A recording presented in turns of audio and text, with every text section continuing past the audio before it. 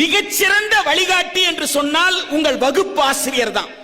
உங்களுக்கு வணிகவியல் ஒருத்தர் எடுக்கிறாரா, இயற்பியல் எடுக்கிறாரா, வேதியியல் எடுக்கிறாரா, தமிழ் எடுக்கிறாரா, அவர்தான். கணிதம் எடுக்கலாம், அந்த பாட ஆசிரியர் இருக்கிறாரே அவர்தான் சிறந்த வழிகாட்டி. அந்த வழிகாட்டிக்கெல்லாம் தலைவராக யார் இருக்க முடியும்னா அந்த பள்ளியினுடைய தலைமை ஆசிரியர், அதான் தலைமை வழிகாட்டி. அவரை தாண்டி நாங்கள் எல்லாம் உங்களுக்கு பெருசா ஒண்ணு வழிகாட்டிட முடியாது.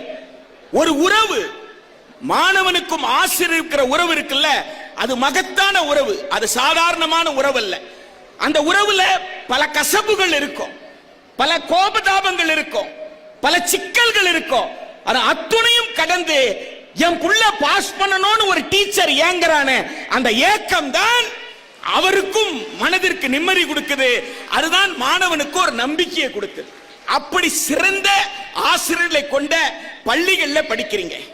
ஒன்றை தெளிவாக தெரிந்து கொள்ளுங்கள், என்ன போய் கவர்மெண்ட் ஸ்கூல்ல சேர்த்துட்டாங்க அப்படின்னு கஷ்டப்படாதீங்க அப்படின்னு நிறைய பேர் சொல்றாங்கல்ல, இல்லையா? என்ன கவர்மெண்ட் ஸ்கூல்ல சேர்த்தது எனக்கு கண்ணியமான குழந்தை பருவத்தை உத்தரவாதப்படுத்த என்ற கர்வம் கொள்ளுங்கள். நான் கவர்மெண்ட் ஸ்கூல்ல படிச்சேன்டா அப்படின்ற கர்வம். காரணம் என்னன்னா, எங்க அப்பா கிட்ட அம்மா கிட்ட போயிட்டு ஃபீஸுக்கு கையேந்த வேண்டியது இல்லையே.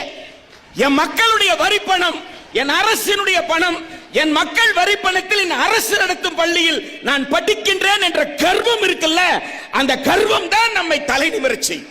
யாருக்கும் நாம் கையேந்த வேண்டிய அவசியம் இல்லை என்பதற்கு எடுத்துக்காட்டு தான் அரசு பள்ளி. எனவே அரசு பள்ளினா ஏழை படிக்கிற பள்ளி இல்ல, கண்ணியமிக்க மாணவர்கள் படிக்கிற பள்ளி. சரியா? அதை ஏழை படிக்கிற பள்ளியாக, ஏதும் இல்லாதவர் படிக்கிற பள்ளியாக நினைக்க வேண்டாம்.